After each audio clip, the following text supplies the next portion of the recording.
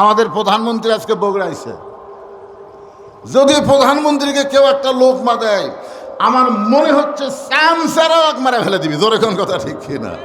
অথচ বাংলাদেশের মতন ৯৬টা দেশের রাষ্ট্রনায়ক খলিফা, নাম হলো হযরত ওমর। জোরে কোন সুবহানাল্লাহ। মানুষের আইন দিয়ে রাষ্ট্র চলে না, রাষ্ট্র চলে আল্লাহর কোরআন দিয়া। এই কোরআনকে আল্লাহ নাজিল করেছেন মুমিনদের জন্যে, যাবতীয় রোগের শিফা এবং রহমত স্বরূপ। বলেন সুবহানাল্লাহ। তাহলে রোগ যে দুই রকম, শরীরের রোগ, মনের রোগ। তাহলে যাবতীয় রোগ যদি আল্লাহ কোরআন দিয়ে ভালো করে দেয়, তাহলে শরীর এবং মন দুইটাই ভালো হবে ইনশাআল্লাহ। এবং শুধু শিফাই দিবে না, আল্লাহ রহমত বর্ষণ করবে পাইকারি হারে সবার জন্য না। আল্লাহ এখানে উল্লেখ করেছেন মুমিনিন, যারা মুমিন হবে। এখন আপনারা যারা আমার সামনে বসেছেন, আপনাদের সকল এ কোরআনের উপরে বিশ্বাস আছে তো? আছে? মাশাআল্লাহ। যে কোরআনে আল্লাহ বলেছেন যালিকাল কিতাব লা রাইবা ফীহি হুদাল লিল মুত্তাকিন, এমন একটা কিতাব যার মধ্যে কোনোই সন্দেহ নাই, এটা পাইকারি হারে সবাইকে হেদায়েত দিবে না। এই জায়গাতে একটা সমস্যা। কারণ আমাদের বাংলাদেশে অনেক মানুষই কোরআন শোনে, কিন্তু কোরআনকে বাস্তবে গ্রহণ করে না। কি জন্যে করে না? কারণ তারা মুত্তাকি হতে পারে নাই। আল্লাহ বলেছেন হুদাল্লিল মুত্তাকিন, কেবলমাত্র মুত্তাকি বান্দাবান্দি যারা আল্লাহর কোরআন থেকে হেদায়েত পাবে তারা।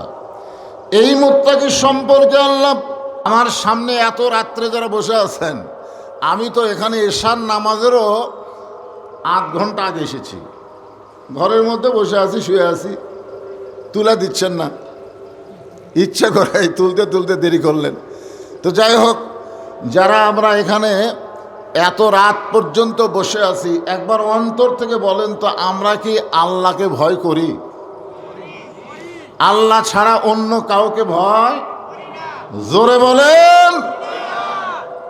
এর সত্যি বললেন?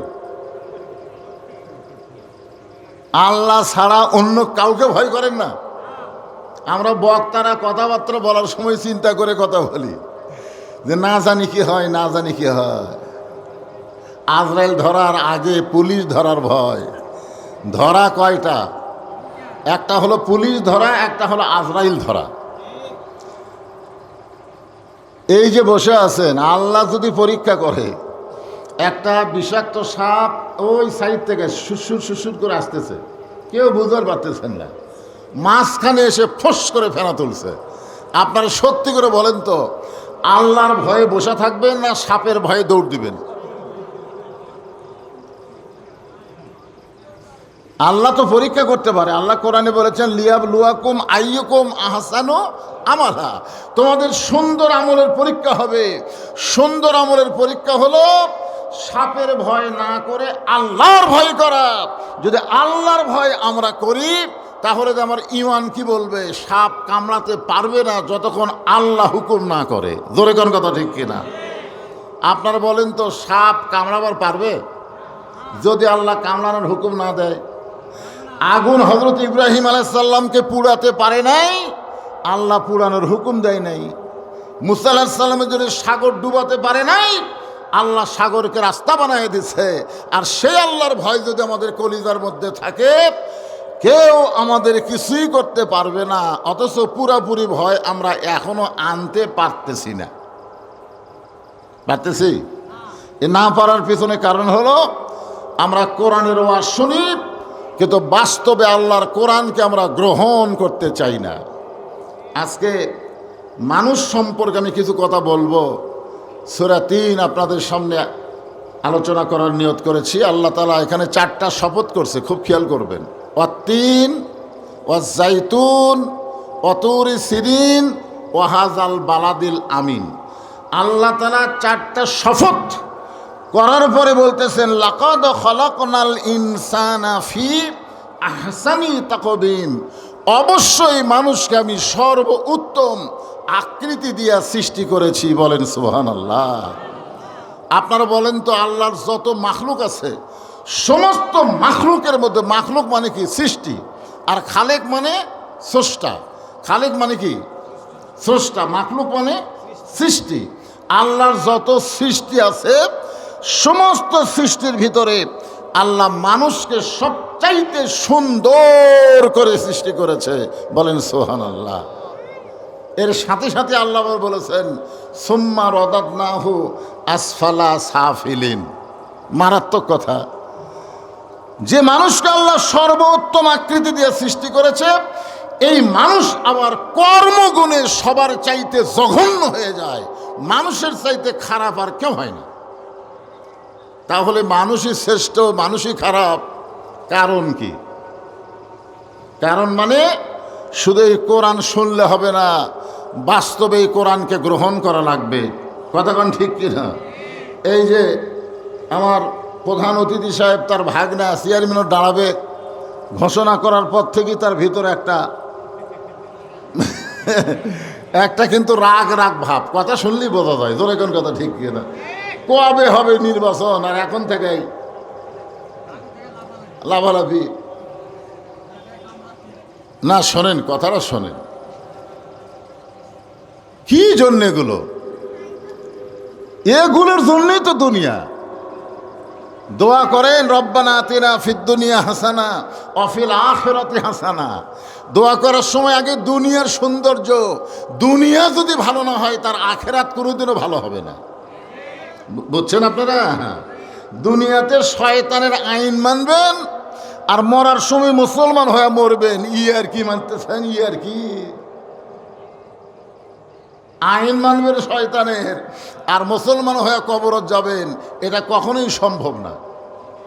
এই জন্য আল্লাহ বলতেছেন হাক্কা তুকাতিহি। শুধু ভয় করলে হবে না, সুন্দর মানুষ যদি হবার চাও, সুন্দর চেহারা নিয়ে যদি মুসলমান হয়ে মরবার চাও, তাহলে হাক্কা তুকাতিহি, যথাযথ ভয় করা লাগবে। আর যথাযথ ভয় করতে গেলে মানুষের তৈরি সংবিধান, মানুষের তৈরি আইন দেওয়া সম্ভব না। একমাত্র আল্লাহর কোরআন লাগবে। জোরে বলেন কথা ঠিক কিনা? কোরআনের হাফেজি মাদ্রাসার জন্য বিল্ডিং করতে ভিক্ষা করা লাগে, আর প্রাইমারির বিল্ডিং করতে ভিক্ষা করা লাগে না, সরকার এসে করে দিয়ে যায়। জোরে কোন কথা ঠিক কিনা? আশ্চর্য কথা। শতকরা 92% মুসলমানের বাংলাদেশে আগডম বাগডম ঘরম সাথে ঢাক ঢোলক ঝাঁতর বাজে এই মিথ্যা শিক্ষা 3 তালা হয়। আর যেখানে জালিকাল কিতাবুল রাইবা ফিহি হুদাল লিল মুত্তাকিন, আল্লাহর কোরআনের শিক্ষা দেওয়া হয়, মানুষের কাছে ভিক্ষা চাইয়ে চাই সেই বিল্ডিং করা লাগে। আশ্চর্য কথা। এটা হলো কোরআন শোনা। কোরআনকে যদি গ্রহণ করা হতো, এই মুসলমানের দেশে সবাই জানতো খায়রুকুম মান তাআল্লামাল কোরআন ওয়া আল্লামাহ। ঈমান যার আছে, মুসলমানিত্ব যে রাখতে যাবে, তার 1 নম্বর শিক্ষা হচ্ছে আল্লাহর কোরআন। জোরে কোন কথা ঠিক না? কোরআন ছাড়া কোনো শিক্ষা আগে তাকে দেওয়া যাবে না, কারণ কোরআন হলো পবিত্র হওয়ার শিক্ষা। জোরে কোন কি হওয়ার শিক্ষা? তো আপনার মাসুম বাচ্চাকে আপনি পবিত্র করবেন না? এই আপনার মাসুম বাচ্চাকে আপনি পবিত্র করবেন না? তো পবিত্র করবার গেলে কি করা লাগবে? প্যারাইমারি দিবেন? প্যারাইমারি ওই খাড়া হয়ে পেশাব করবে। ওকে যদি জিজ্ঞাসা করেন দাঁড়ায় পেশাব করিস কেন, পেশাব কেমনে করা লাগে তোর স্যার শিখাইনি? এই ও তখন বলে কি কোন চাচা, প্যারাইমারি পেশাবখানা যায় দেখি আমার স্যারই খাড়া হয়ে পেশাব করে। আর স্যারই যদি খাড়া হয়ে মারে তুই বসবে কোত্থেকে? কারণ শিক্ষাটা হলো আগডম বাগডম ঘোড়াডম সাজা। আর আল্লাহর কোরআনের মাদ্রাসা এসেছেন। একটু মনোযোগ দিয়ে শোনেন। আমাদের সমাজ এবং রাষ্ট্র, আমাদের পরিবেশ সুন্দর করতে গেলে হাক্কা তুকাতিহি, যথাযথ ভয় করতে হবে কার? আর এই ভয়টা কেমনে হবে? আমি একজন নেতার দৃষ্টান্ত দিচ্ছি।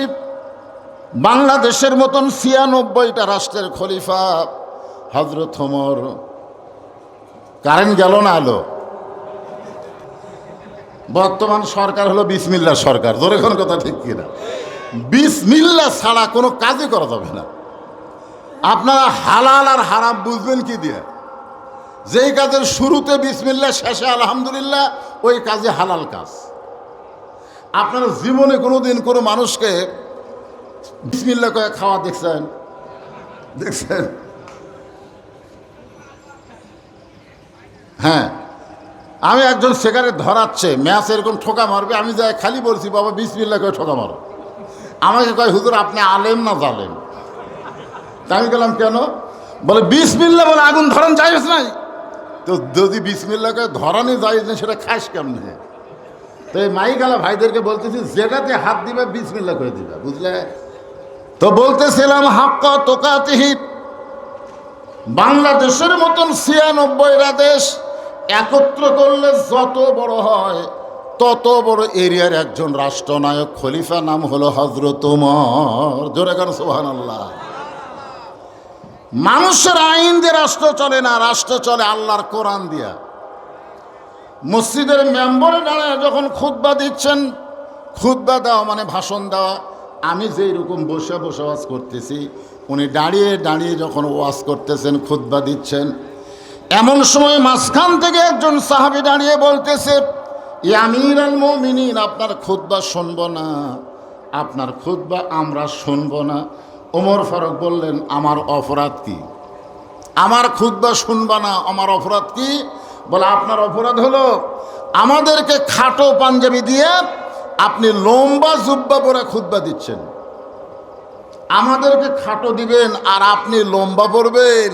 এই লম্বা জুব্বা কোথায় পেলেন? যতক্ষণ না বলবেন ততক্ষণ আপনার ওয়াজ, ভাষণ, খুতবা আমরা শুনবো না। আপনারা বলেন তো, বর্তমান বাংলাদেশে কোনো নেতাকে, কোনো সাধারণ মানুষ যদি এইরকম কথা বলে, আমাদের প্রধানমন্ত্রী আজকে বগুড়াইছে, যদি প্রধানমন্ত্রীকে কেউ একটা লোকমা দেয়, আমার মনে হচ্ছে স্যামসারা মারা ফেলে দিবি। জোরে কোন কথা ঠিক কিনা? অথচ বাংলাদেশের মতন ৯৬টা দেশের রাষ্ট্রনায়ক খলিফা। সমস্ত সাহাবীরা যখন জবান বন্ধ করে, এমন সময় আব্দুল্লাহ ইবনে ওমর ৩০ পারা কোরআনের হাফেজ, ৬ লক্ষ হাদিসের হাফেজ, সুবহানাল্লাহ বলেন। ওমর ফারুকের সন্তানের যোগ্যতা হলো ৩০ পারা কোরআনের হাফেজ। সুবহানাল্লাহ না খেন? নেতার বেটা হলে কোরআন পড়া লাগবে না? কয় নেতার বেটার মাথার পাগড়ি পরে দিছি আমরা? আমার ওয়াজের বয়স ৪০ বছর পার হয়ে গেছে, আজ পর্যন্ত বাংলাদেশের কোনো বড় বড় নেতাদের বেটার মাথার পাগড়ি পরে দেওয়া হয় নাই, যার কারণেই মাদ্রাসা চায় চিন্তা চলান লাগে। জোরে কোন কথা শিখিয়ে না, কারণ নেতার বেটা এটি পড়েই না। এটি পড়ে কারা? গরিবের সন্তান, গরিব। কোরআন শিক্ষা করা গরিবের জন্যে, কোরআন শিক্ষা করা যারা মুসলমান সবার জন্য ফরজ আইন। ৫ ওয়াক্ত নামাজ পড়া যেরকম ফরজ আইন, আল্লাহর কোরআন শিক্ষা করা সেই একই ফরজ। যার ভিতরে কোরআন নাই তার ভিতরে কিছুই নাই। এক কথা, যার ভিতরে আল্লাহর কোরআন নাই তার মধ্যে কিছুই নেই। কোরআন যার মধ্যে, ঘরকে বলা হয় উজাড় ঘর। একটু মনোযোগ দিয়ে শুনবেন। আব্দুল্লাহ ওমর বাবার পাশে দাঁড়ায় বলতেছে, রে নবীর সাহাবীরা, আমার বাবার লম্বা জুব্বা দেখে তোমরা খুতবা বন্ধ করে দিলা, কিন্তু তোমরা খাটো পাঞ্জাবি পরে আইছো, তারপরে তোমরা তো নতুন পোশাক পরেছ। আমার দিকে তাকায় দেখো, আমার পরে নতুন কোনো কাফন নাই। আব্দুল্লাহ যখন বলতেছে আমার পরে নতুন কোনো কাফন নাই, এমন সময় অর্থমন্ত্রী ওসমান গনি দাঁড়িয়ে গেছে। সুবহানাল্লাহ বলেন। ওমর ফারুক যখন মদিনার খলিফা, ওই সময় অর্থমন্ত্রী ছিলেন ওসমান গনি। বর্তমানে বাংলাদেশের অর্থমন্ত্রীর নাম কি আপনারা জানেন? এই বিএনপির ২ মাসের মধ্যেই ৬১,০০০ কোটি টাকা লোন হয়ে গেছে। সুবহানাল্লাহ। এর আগে যে ইউনূস সরকার ১৭ মাস আসছিল, দেশটাকে যে কি করে থয়ে গেছে, আমাদের বগুড়ার সন্তান তারেক রহমান প্রধানমন্ত্রী হওয়ার পরে বুঝতেছে কিছুই নাই। আমেরিকার সঙ্গে গোলামি চুক্তি করেছে, আমাদের দেশটা কেমন পর্যায়ে নিয়ে গেছে। আজকে কৃষকের আবাদ করতেছে, ধানের দাম নাই, পেঁয়াজের দাম নাই, আলুর দাম নাই, যেটা কিনবার যাবে সেটার দাম বেশি। পরশুদিন আমি সাতক্ষীরা থেকে ওয়াজ করে আসার সময় দেখি ওই সিংড়ার রনবাগা ধান নিয়ে কৃষক কানতেছে 700 টাকা মন। 1 মন ধান আবাদ করতে কত টাকা খরচ হয়? গজব চারিদিক থেকে ধরতেছে আমাদের। কেন ধরতেছে? মানুষের তৈরি আইনকে আমরা গ্রহণ করতে চাই, আল্লাহর কোরআনকে আমরা মাইনাস করতে চাই। আপনি জানেন ওই ইরান থেকে, তারপরে আপনার ইরাক থেকে, সৌদি আরব থেকে আমাদের তেল আনা লাগবে না। বাংলাদেশের মাটির তলে অসংখ্য তেলের খনি আছে, আপনারা জানেন? ওইগুলো দেশ থেকে তেল আনা লাগে নাকি? আমরা খালি আল্লাহর কোরআনকে গ্রহণ করব, আল্লাহ তাআলা আমাদের সব কিছু দিয়ে দিবে। ধরে কেন সুবহানাল্লাহ। আব্দুল্লাহ ইবনে ওমর বলতেছে, তোমরা তো খাটো হলেও নতুন পোশাক পরে নামাজ পড়তে আইছো, কিন্তু আমার পরনে দেখো নতুন কোনো কাপড় নাই। এমন সময় অর্থমন্ত্রী ওসমান গনি বলতেছে, আব্দুল্লাহ, আজকে জুমার দিনে সবাই নতুন কাপড় পরেছে, তুমি কেন পুরাতন কাপড় পরলা? আব্দুল্লাহ বলতেছে, আমি যদি আজকে নতুন পোশাক পরতাম তাহলে আমার বাবার গায়ের জুব্বা লম্বা হতো না। আমি যদি আজকে নতুন কাপড় পরতাম তাহলে আমার বাবার গায়ের জুব্বা লম্বা হতো না। তোমরা তো জানো না, আমার বাবা যেদিন থেকে মদিনার খলিফার দায়িত্ব পাইছে সেদিন থেকে আল্লাহর ভয়ে, জোরে কোন কার ভয়ে? আমার বাবা এত নরম, দায়িত্ব পাওয়ার আগে আমার বাবাকে আমি দেখছি গরম। হযরত ওমর যখন মদিনার খলিফা হয়নি তখন ছিলেন কি গরম, যে রাস্তা দেওয়া যায় শয়তানি যাইতো না 40 দিন। একদিন আল্লাহ নবী রাস্তা দিয়ে যাচ্ছেন, যাওয়ার সময় দেখে শয়তান দৌড়ায়। নবী বললেন, এই শয়তান দৌড়াস কেন? শয়তান ব্রেক করে বলতেছে, আসসালামু আলাইকুম ইয়া রাসূলুল্লাহ। আল্লাহ রাসূল বলে, শয়তান তুই আমার সালাম দে, কার ভয়ে দৌড়াস? বলে, ওই যে দেখেন হুজুর আসতেছে। নবী তাকায় দেখে অনেক দূর উমরকে দেখা যায়। কে রে শয়তান? আমার সাহাবী উমর আসতেছে আর তুই দৌড়াস? হুজুর, এই রাস্তাতে উমর যদি আজকে যায় আমি আপাতত 40 দিন এই দিকে আর আসবো না। চিন্তা করে দেখেন, যে উমর সাহাবী থাকা অবস্থায় শয়তান পর্যন্ত তার জন্য ভয় পায়, এতই গরম। আল্লাহ রাসূল বলেছেন, আমার 4 জন সাহাবী 1 নম্বর। কয়জন? নরমে 1 নম্বর হলো আবু বকর, সবচাইতে নরম। গরমে 1 নম্বর হলো উমর, সম্পদে 1 নম্বর ওসমান, আর জ্ঞানের দিক দিয়ে 1 নম্বর হলো হযরত আলী। এই 4 জনই কিন্তু কয় নম্বর? 1 নম্বর। কিন্তু আব্দুল্লাহ বলতেছে, যেদিন থেকে আমার বাবা মদিনার খলিফার দায়িত্ব পাইছে সেদিন থেকে আমার বাবার চাইতে নরম কোনো মানুষ আমি দেখি নাই। সারা রাত মানুষের দুঃখ কষ্ট নিজের চোখে দেখে বেড়ায়।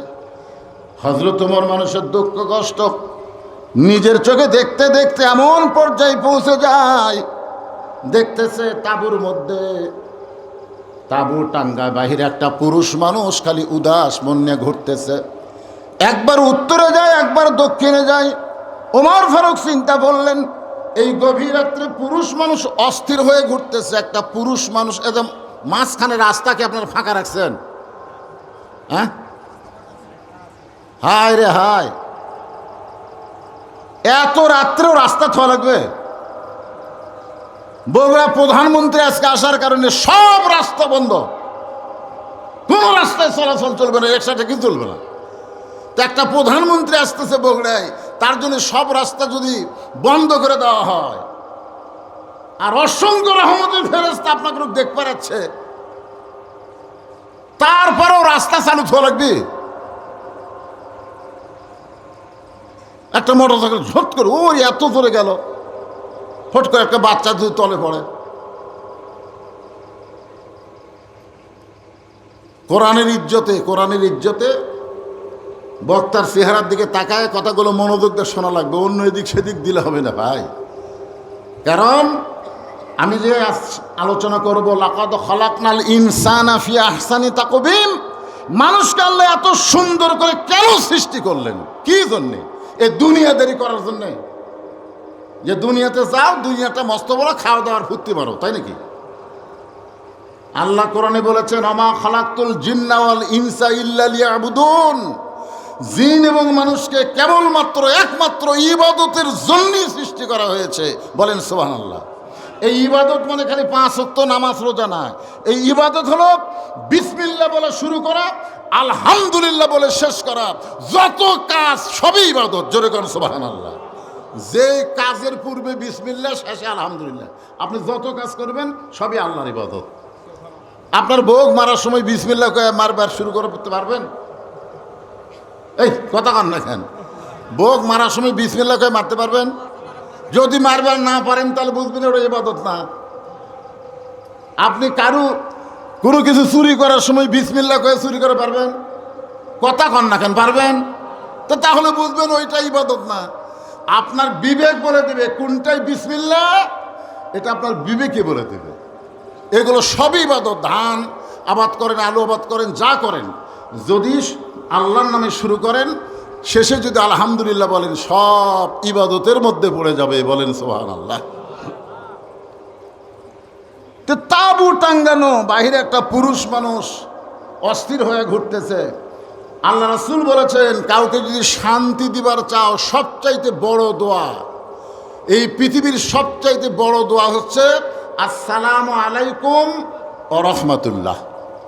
সবচাইতে বড় দোয়া। আপনারা বলেন তো, কবরস্থানতে যদি আপনারা যান, কবর ধারতে যান, কবরে সালাম দেওয়ার কথা আছে না নাই? আপনি যদি সালাম না দিয়ে দোয়া পড়েন, 3 বার সূরা ইখলাস পড়লেন, 1 বার সূরা ফাতিহা বললেন, আপনি আস্তাগফিরুল্লাহ বলে দোয়া করতেছেন, কিন্তু কবর সালাম দেননি। আল্লাহ রাসূল বলেছেন, তুমি যতই দোয়া পড়ো, সালাম না দিয়ে যদি দোয়া পড়ো, তোমার দোয়া আল্লাহ পর্যন্ত পৌঁছবে না। আগে সালাম দিয়ে তারপরে দোয়া করা লাগবে। আমার কথা কি বুঝতে পারলেন? তাহলে আগে কি? জেতা মানুষ হোক, মরা মানুষকে, সবাইকে, বাড়ির দরজার যা, যেখানেই যাবেন, সবচাইতে বড় দোয়া।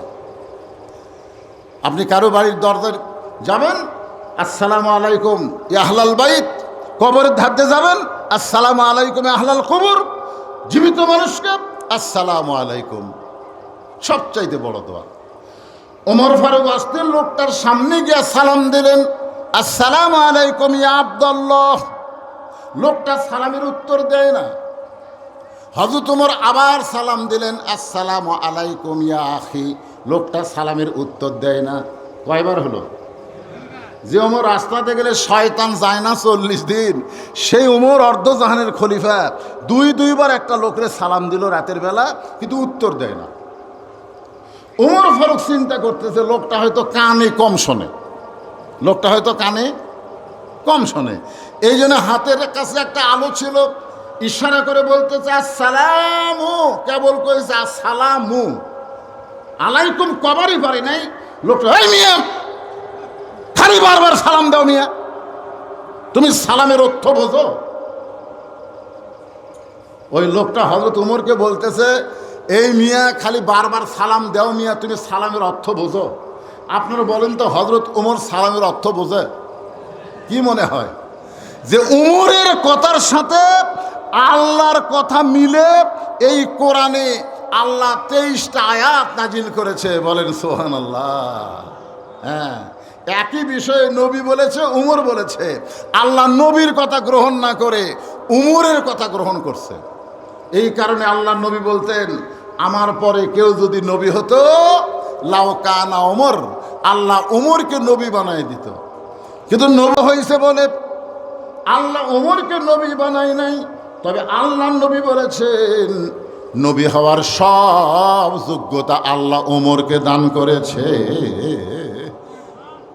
আল্লাহ নবী যখন মদিনার খলিফা ছিলেন, আল্লাহ নবী যখন মদিনার রাষ্ট্রনায়ক ছিলেন, নবী যখন হিজরত করে মদিনাকে রাষ্ট্র করলেন, ওই সময় হযরত ওমরকে আল্লাহ নবী আইন মন্ত্রীর দায়িত্ব দিয়েছিলেন। জোরে বলেন, কি মন্ত্রী?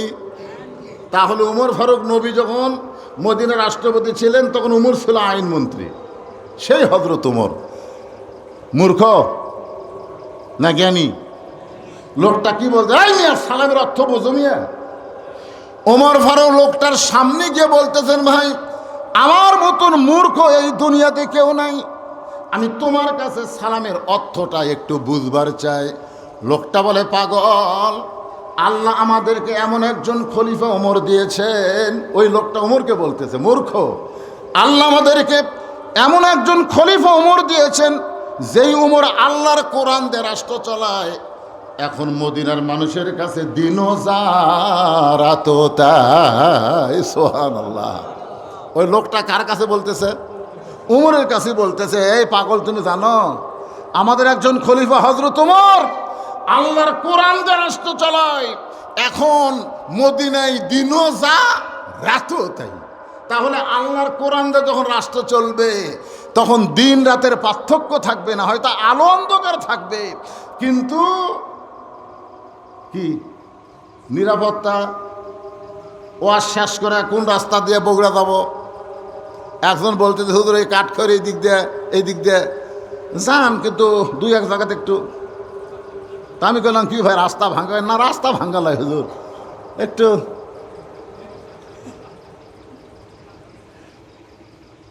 সেদিন ষোড়শী নির্জন পথে যাবে, কোনো জন কটু কথা কবে না।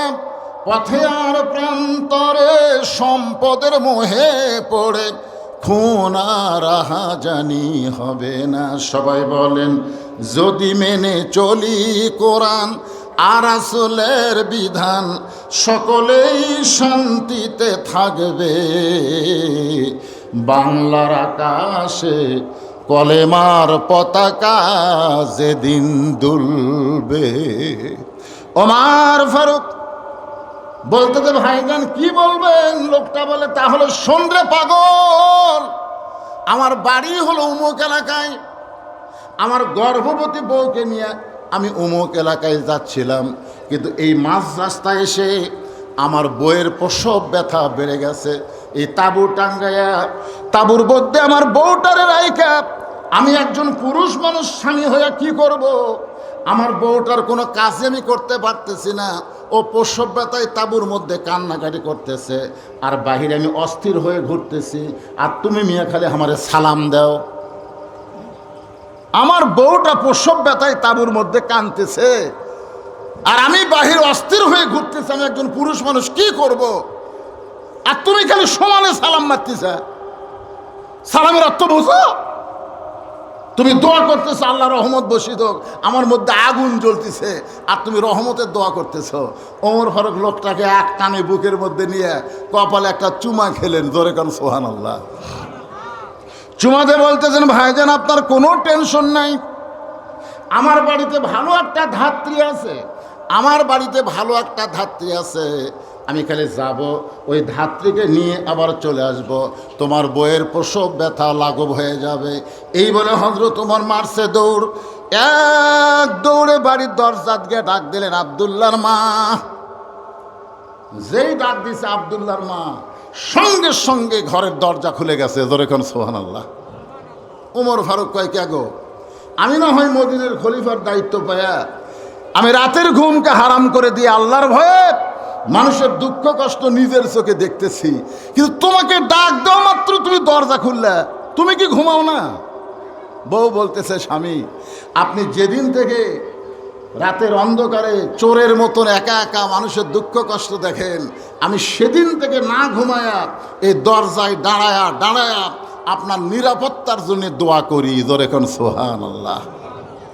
ওমর ফারুক বইয়ের কপালে চুমা দিয়ে বললেন, ভালো নেতা হবার গেলে ভালো বইয়ের দরকার। আজকে আমাদের বাংলাদেশে অধিকাংশ নেতা যারা জেলত গেছে, খুঁজলে দেখেন বইয়ের কারণে। খুঁজলে দেখেন, বউ তো যখন নেতা বড় হয় তখন নওগাঁ থাকবে, আমি এখন থাকবো ঢাকাত, নেতা আরো বড় হলে ঢাকাত থাকবো, আমি চলে যাব কানাডাত। এই বউ শুধু নেতা না, আমরাও যদি ভালো হবার চাই, ভালো হবার গেলে প্রকৃত ভালো হতে গেলে আমাদের বউ ভালো হওয়া লাগবে। জোরে কোন কথা ঠিক কিনা? যারা বিয়ে করছেন আমি তাদেরকে বলতেছি, আপনি খোঁজলে দেখেন তো আপনার বইয়ের খবর কি। বউ যদি ভালো না হয়, আপনি মরদ মানুষ জান্নাতে যাবার পারবেন না। ছোট্ট একটা কথা বলি শোনেন। দুপুরবেলা ফাতেমা এসে স্বামীর সামনে চোখের পানি বের করে কাঁদতেছে। আলী বলতেছে, ফাতেমা কান্দার কারণ? বলে, কান্দার কারণ হলো আপনার সন্তান হাসান হোসাইন না খেয়ে ঘুমাইছে, চেতন পাইলেই খাবার চাবে। গোটা ঘর তন্ন তন্ন করে খুঁজলাম, কিছুই খাবার নাই। আপনার পকেটের মধ্যেও কোনো টাকা পয়সা নাই। এখন বাচ্চা দুইটা চেতন পায়, আপনার কাছে তো কিছুই বলবে না, যা বলবে মায়ের কাছে। হযরত আলী বলতেছে, তাহলে কি করা যায়? ফাতেমা মুচকে হাসতে বললেন, কোনো চিন্তা নাই, আপনাকে একটু কষ্ট করা লাগবে, একটু কষ্ট যদি করতে পারেন তাহলে কোনো চিন্তার কারণ নাই। আলী বললেন, ফাতেমা, যে কোনো কষ্ট করতে বললে আমি করব, বলো কি কষ্ট করা লাগবে। সঙ্গে সঙ্গে ফাতেমা তার ব্যবহৃত একটা ওন্না হযরত আলীর হাতে দিয়ে বললেন, এই ওন্নাটা বিক্রি করে যেই টাকা হবে সেই টাকা দিয়ে হাসান হোসেনের জন্য খাবার নিয়ে আসবেন। সঙ্গে সঙ্গে হযরত আলী ফাতেমার ওন্নাটা জামার পকেটের মধ্যে ঢুকে চিন্তা করলেন, আমার বইয়ের এই ওন্না বিক্রি করে হাসান হোসেনের জন্য খাবার নিয়ে আসব। অভাব হলে মানুষের অনেক সময় হুঁশ বুদ্ধি কমে যায়। হযরত আলী ফাতেমার ওন্নাটা নিয়ে বাজারের মধ্যে ঘুরতেছে, হঠাৎ বিবেক বলতেছে, আলী রে, ওন্না বের করে যদি বিক্রি করবার চাও আর খরিদ্দার যদি জিজ্ঞাসা করে ওন্নাটা কার, তুমি যদি বলো আমার বইয়ের ওন্না, তাহলে খরিদ্দার মনে মনে চিন্তা করবে পুরুষ মানুষ যখন দুর্বল হয়ে যায় তখন বইয়ের জিনিস বেচা খায়। পুরুষ মানুষ দুর্বল হলে কার জিনিস বেচে? কথা কয় না। সবল স্বামী বইয়ের জিনিস কোনোদিনও বেচবে না। হযরত আলী কি দুর্বল না সবল? কথা কয় না রে। আল আলী আসাদুল্লাহিল গালিব। আলী হচ্ছে ইসলাম গালিব করার ব্যাপারে আল্লাহর সিংহ। ধরে কারণ সুবহানাল্লাহ। সবচাইতে সবল পুরুষ, শক্তিশালী পুরুষ, বীর পুরুষ হচ্ছেন হযরত আলী। ওন্নাটা পকেটের মধ্যে নিয়ে চিন্তা করতেছে আমি কি করব। এমন সময় এক খরিদ্দার এসে সালাম দেয়, বলে, আলী ভাই, আমার মনে হয় আপনি কিছু বিক্রি করবেন। আলী চিন্তায় পড়ে গেল, ওন্না আছে পকেটের মধ্যে, আর খরিদ্দার বলতেছে আপনি মনে হয় কিছু বিক্রি করবেন। লক্ষ্য করে তাকে খরিদ্দার একটা ব্যাগ বের করে হযরত আলীর সামনে ধরলো। আলী পকেট থেকে ওন্নাটা ব্যাগের মধ্যে দিয়ে দিলেন। ওই খরিদ্দার একটা বার ওন্নার দিকে তাকালো না, বরং ব্যাগের মাথা ধরে হযরত আলীর হাতে 6টা দিরহাম দিয়া ওই খরিদ্দার কোথায় যেন চলে গেছে। হযরত আলী 6টা দিরহাম নিয়ে এক দৌড়ে খাবারের দোকানে গেলেন। দোকানদার ভাই, এই 6টা দিরহামের যেই খাবারটুকু হয় তাড়াতাড়ি টোপলা করে দাও, আমার হাসান হোসাইন না খাইয়া ঘুম পাড়তেছে, ঘুম থেকে চেতন পানি খাওয়ার বায়না করবে। দোকানদার 6টা দিরহামের টোপলা করে যখন হযরত আলীর হাতে দিবার চায়, এমন সময় এক ফকির এসে, লাকাদ খলাকনাল ইনসানা ফি আহসানি তাকবীম, একটু মনোযোগ দিয়ে শুনবেন, মানুষকে আল্লাহ সর্বোত্তম আকৃতি দিয়ে সৃষ্টি করেছে কেন? ফকির এসে সাইল করতে জানি, আজ কয়েকদিন হলো আমার বাড়িতে কোনো খাবার নাই, যদি পারো আল্লাহর হস্তে একটু আমাকে সাহায্য করো। হযরত আলী চিন্তায় পড়ে গেলেন, ওন্না বিক্রি করার 6টা দিরহাম দিয়ে খাবার টোপলা নিব। এমন সময় ফকির আসলে আমি কি করব? ফকিরকে তাড়ায় দিব। এমন সময় আল্লাহর কোরআন বলতেছেন, আম্মা সাইলা ফালা তানহার, আলী রে, ফকিরের সঙ্গে খারাপ ব্যবহার করো না। আপনারা বলেন তো, হযরত আলীর কাছে আল্লাহর কোরআন বড় না সন্তান বড়? জোরে বলেন। আপনাদের কাছে কোরআন বড়? এই জন্য আল্লাহ বলেছেন, ইন্নামা আমওয়ালুকুম ওয়া আওলাদুকুম ফিতনা, নিশ্চয় সম্পদ আর সন্তান হলো তোমাদের সবচাইতে বড় বিপদ। চিন্তা করে দেখেন, হযরত আলীর কাছে আল্লাহর কোরআন বড় বিশ্বাস করে ফকিরকে একটা দিরহাম দিবে, 6টা দিরহামের মধ্যে ফকিরকে একটা দিবে, আর বাকি 5টা দিরহাম নিয়ে খাবার টোপলা নেবে। এই মনে করে ফকিরকে যখন 1টা টাকা দিবার চায়, এমন সময় আল্লাহর কোরআন আবার সামনে এসে বলতেছে, ওমা তুনফিকু মিন শাইইন ফি সাবিলিল্লাহি ওয়াফা ইলাইকুম ওয়া আনতুম লা তুজলামুন। আলী রে, তুমি যদি ফকিরকে 1টা টাকা দাও, আল্লাহ তোমাকে ওয়াফা ইলাইকুম 10টা টাকা ফেরত দেবে। তুমি যদি 2টা দাও 20টা দিবে। তুমি যদি 6টা দিরহাম দান করো আলী, আল্লাহ তোমাকে 60 দিরহাম দিয়া দিবে। হযরত আলী আল্লাহর কোরআনকে বিশ্বাস করে ওই ফকিরকে যখন 6টা দিরহাম দিয়া দিল, ফকির হাসতে হাসতে 6টা টাকা নিয়ে গেল। কিছুক্ষণ আগে যেই ফকির কানলো, টাকা পাওয়ার পরে সেই ফকির হাসতে হাসতে চলে গেল। দোকানদার বলে, আলী ভাই, তাহলে এই যে খাবার টোপলা করলাম, এই টোপলার কি খবর? আলী বলতেছে, টোপলা দিয়ে চলবে না, তুমি 2 বস্তা খাবার প্যাকেট করো, তুমি 2 বস্তা খাবার প্যাকেট করো। দোকানদারকে 2 বস্তা খাবার প্যাকেট করার কথা বলে হযরত আলী বাজারের মধ্যে ঘুরতেছেন। হঠাৎ রাস্তা দিয়ে এক ব্যক্তি উট নিয়ে আসতেছে। আলীকে দেখেই বলতেছে, ওগো আল্লাহর নবীর শিক্ষামন্ত্রী, জোরে কান সুবহানাল্লাহ। নবী যখন মদিনার প্রেসিডেন্ট ছিলেন, ওই সময় হযরত আলী হলেন শিক্ষামন্ত্রী। জোরে কান কি মন্ত্রী? ওয়াজাতা বাজারের মধ্যে ঘুরতেছেন, এই উটটা কিনবেন নাকি? আলী বলতেছে, ভাই আমার পকেটে একটাও টাকা নেই, তোমার উটটা কেমনে নিব? উটওয়ালা বলতেছে, 100 দিরহামে বাকিতে উটটা কিনেন, বিক্রি করে টাকা দিবেন, এটাও কি পারবেন না? হযরত আলী 100 দিরহামে বাকিতে উটটা কিনে যেই মাত্র উটটা বাজারে নিয়ে গেছে, এমন সময় চারিদিক থেকে খরিদ্দার ঘিরে ধরে বলতেছে, আলী ভাই এই উট বেচা কেনা কবে থেকে শুরু করলেন? উটের দাম কত নেবেন? এক খরিদ্দার বলতেছে, আপনার মতন জ্ঞানী শিক্ষামন্ত্রীকে বাজারে বেশিক্ষণ থাকার দরকার নেই, উটটা যদি আমার দেন, এর বিনিময়ে 160 দিরহাম দিয়া দিলাম। হযরত আলী 160 দিরহামে উটটা বিক্রি করে উটওয়ালাকে 100 টাকা ফেরত দিয়ে বাকি 60টা দিরহাম নিয়ে যেই মাত্র দোকানে গেলেন, দোকানদার বলতেছে, ভাই কি খবর? আলী বলতেছে, তুমি কি খবর বলো? বলে, আপনার কথা মতো 2 বস্তা খাবার প্যাকেট করেছি। আলী বলতেছেন, দাম কত হবে? বলে, 60টা দিরহাম দিলেই চলবে। হযরত আলী 60টা দিরহাম নিয়ে 2 বস্তা খাবার কান্দে নিয়ে বাড়ির দিকে রওনা দিয়েছে। আর ফাতেমা দরজা কিছুক্ষণ পরে খুলতেছে আর দেখতেছে ওন্না নিয়ে গেল। আমার হাসান হোসেন তো কিছুক্ষণ পর চেতন পাবে, চেতন পাওয়ার পরে খাওয়ার বায়না ধরবে, এখন পর্যন্ত আমার স্বামীটা আসে না। হঠাৎ দরজা খুলে দেখতে পায় স্বামী 2 বস্তা খাবার নিয়ে আসতেছে। কয় বস্তা? সাথে সাথে ফাতেমা দরজাত খিল মারছে, দরজাত খিল মারছে। দেখেন বউ দরজাত খিল মারছে, জানলার কাছে বসেছে। হযরত আলী এসে দরজাত সালাম দিলেন, আসসালামু আলাইকুম ইয়া আহলাল বাইত। ফাতেমা ঘরের মধ্যে থেকে বলতেছে, ওয়ালাইকুম আসসালাম। দরজা খোলা যাচ্ছে না। আলী বলতেছে, আমার দোষ কি? বলে, অন্য বিক্রি করার টাকা দিয়ে বড় জোরে 1 টোপলা খাবার হবে, আপনি 2 বস্তা খাবার কোথায় পাইলেন? যতক্ষণ না বলবেন ততক্ষণ দরজা খুলবো না। আমাদের বউগুলো খুশি হয়ে দরজা ফাঁক করে থাকতো। জোরে জোরে কথা ঠিক কিনা? হায় 1 টোপলার জায়গায় 2 বস্তা আসছে, খুশি হবি না? আর ফাতেমা দরজা বন্ধ করে বলতেছে, 1 টোপলা খাবার হতে পারে, 2 বস্তা কোথায় পেলেন? যতক্ষণ না বলবেন ততক্ষণ দরজা খুলবো না। আলী বলতেছেন, ফাতেমা দরজা খোলো, তারপরে বলবো। ফাতেমা বলতেছে, বেতন পাই 10,000, বাসা ভাড়া 20,000। এরকম কিছু চাকরি আছে না? নাই। বেতন পাই 10,000, বাসা ভাড়া 20,000, প্রতিদিন ইলিশ কিনে গরুর গোস্ত করি, টাকা পাই কোটিরা।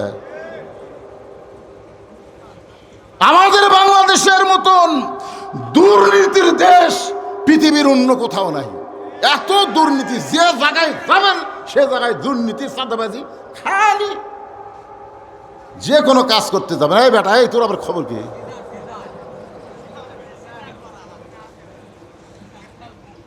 একটু মনোযোগ দিয়ে খেয়াল করবেন। আলী বলতেছেন, ফাতেমা দরজা খোলো। দরজা খুললেই বলবো। ফাতেমা বলতেছেন, আগে বলেন তারপরে খুলবো, হালাল না হারাম জানা লাগবে না? অন্য বিক্রি করার টাকা দিয়ে আপনি 2 বস্তা কেমনে ফেলেন? আগে বলেন তারপরে দরজা খুলবো। আলী বলতেছে, আগে খোলো তারপরে বলবো। ফাতেমা বলতেছেন, আগে বলেন তারপরে দরজা খুলবো। 10 বার হচ্ছে, 10 বার বলা। শেষ পর্যন্ত আল্লাহর কোরআন আলীর কাছে যে বলতেছে, আর রেজালু কাওয়ামুনা আলান নিসা, পুরুষ থাকবে উপরে, নারী থাকবে নিচে। এই আলী, যতক্ষণ ফাতেমা দরজা না খুলবে ততক্ষণ তুমি বলবা না। আর রেজালু কাওয়ামুনা আলান নিসা, পুরুষ কোথায় থাকবে, উপরে না নিচে? বর্তমানে বাংলাদেশে পুরুষ আবার কয় নিচে। এত বছর কিন্তু আমরা নিচে আছিলাম, কি কন? এরশাদ চাচা যাওয়ার পর থেকে বাংলাদেশে মরদ মানুষ যে প্রধানমন্ত্রী হবে এটা আমাকে মনেই হচ্ছিল না। এবার পাওয়া গেছে কি যায়নি? কন এখন পাওয়া গেছে কি যায় না? ভাইজান, আল্লাহর কোরআন অনুযায়ী দেশ চলবে।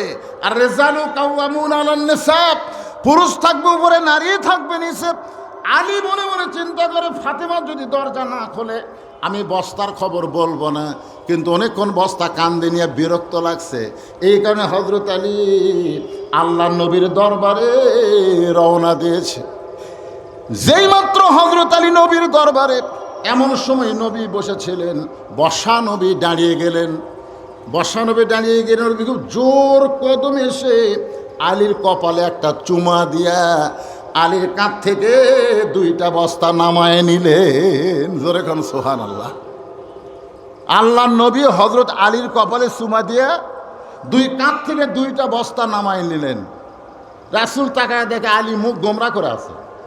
আল্লাহ নবী বলে, কে রে আলী, তোর কপালে চুমা দিলাম, তোর কাঁধ থেকে 2টা বস্তা আমি নামায় নিলাম, এরপরে মুখটা ভার কেন? বলতে যে হুজুর আপনি ভালো, কিন্তু আল্লাহ রাসূল বলে, কিন্তুর পরে কি? কিন্তুর পরে কি সেটা মানে ভয় করতেছে। মানে আল্লাহ রাসূল আবার ফাতেমাকে মায়ের মতো ভালোবাসে। ধরে কেন সুবহানাল্লাহ। আল্লাহ রাসূল বলে, আলী রে, কিন্তুর পরে যখন বলতে পারতেছিস না তাহলে আমার কাছে শোন। ফাতেমা ইচ্ছা করি তোকে আমার কাছে পাঠায় দিছে। ফাতেমা দরজা না খুলে তোকে আমার কাছে ইচ্ছা করে ফাতেমা পাঠায় দিছে। আলী বলতেছে, ইয়া রাসূলুল্লাহ, আপনার কাছে ফাতেমা কেন পাঠাইবে? কি কারণে আপনার কাছে আপনার মেয়ে পাঠালো? আল্লাহ রাসূল বলে, 4টা কারণে। জোরে বলেন, কয় কারণ? আলী বলে, ইয়া রাসূলুল্লাহ, কি 4টা কারণ? বলে, 1 নম্বর কারণ হলো তোমার কাছ থেকে অন্য কে কিনেছে, তুমি কি বলতে পারো? আলী বলতেছে, ইয়া রাসূলুল্লাহ, আমি তো জানি না। আল্লাহ রাসূল বলে, আলী রে, কোন ফকির তোমার কাছে ভিক্ষা নিয়েছে, তুমি কি বলতে পারো? আলী বলতেছে, আমি জানি না। আল্লাহ রাসূল বলে, আলী, কে তোমার কাছে উট বিক্রি করলো, তুমি কি তাকে চেনো? আলী বলতেছে, আমি জানি না। আল্লাহ রাসূল বলে, আলী, কে খরিদ্দার হয়ে তোমার কাছ থেকে উট কিনে নিল, তুমি কি বলতে পারো? আলী বলতেছে, ইয়া রাসূলুল্লাহ, আমি কিছুই জানি না। নবী মুস্কি মুস্কি হাসি আর বলে, এই কথাগুলো জানার জন্যে আমার মেয়ে দরজা না খুলে তোমাকে আমার কাছে বস্তা সহ পাঠায়া দিছে। লিল্লাহে তাকবীর। ওমর ফারুক বিবির কপালে চুমা দেওয়া বলে, বিবি রে, আমি এতদিন মনে মনে চিন্তা করতাম আমি একা একাই শুধু মানুষের দুঃখ কষ্ট দেখি, কিন্তু তুমি যে সারা রাত দাঁড়ায় দাঁড়ায় দরজায় আমার যে নিরাপত্তার জন্য দোয়া করো, এইটা তো আমি জানতাম না। ও বিবি, তুমি কি জান্নাতে যাবার চাও? ওমর ফারুকের বউকে ওমর ফারুক বলতেছে, বিবি, তুমি কি জান্নাতে যাবার চাও? বউ বলতেছে, আপনি কোন কি? সব সময় দোয়া করি, আল্লাহুম্মা ইন্না নাসআলুকাল জান্নাতা ওয়া নাউযু বিকা মিনান নার। সবাই বলেন, আল্লাহুম্মা ইন্না নাসআলুকাল জান্নাতা ওয়া নাউযু বিকা মিনান নার। ওমর ফারুক বললেন, বিবি, খালি দোয়া দিয়ে জান্নাতে যাওয়া যাবে না। আমরা মেয়েরা কিন্তু বহু দোয়া পড়তেছে।